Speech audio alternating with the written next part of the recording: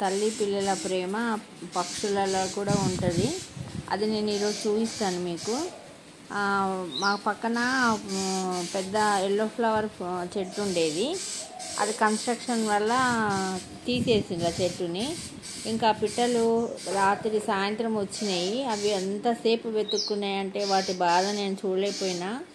అవి వెతికి వెతికి ఒక 10-20 నిమిషాలు వెతుక్కునేది ఆ చెట్టు ఎటుపోయిందని. ఆ పక్కనే యాప చెట్టు ఒకటి ఉంది. అప్పుడు ప్రస్తుతానికి అవి అందులోకి వెళ్ళిపోయినాయి.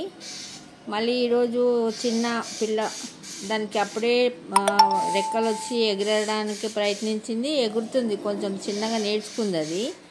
అది వచ్చి మెట్ల మీద వాలింది. నేను ఆ పక్కకి వెళ్తుంటే మెట్ల మీద వాలేసరికి తల్లి కూడా వచ్చేసి వాలిపోయింది దాని దగ్గర. ఇది ఎట్లా వెళ్తుందని దాన్ని చూసుకుంటూ దాని దగ్గరికి వచ్చింది. అట్లా మెట్లు ఎక్కేసి పైన మిర్రర్ది ఉంది. ఆ మిర్రర్ దగ్గర పిల్ల కూర్చుంది. తల్లి ఏమో గోడ మీద వెయిట్ చేస్తుంది, ఇది ఎటుపోతుంది అని. దాన్ని పిల్లని కాపాడుకుంటుంది.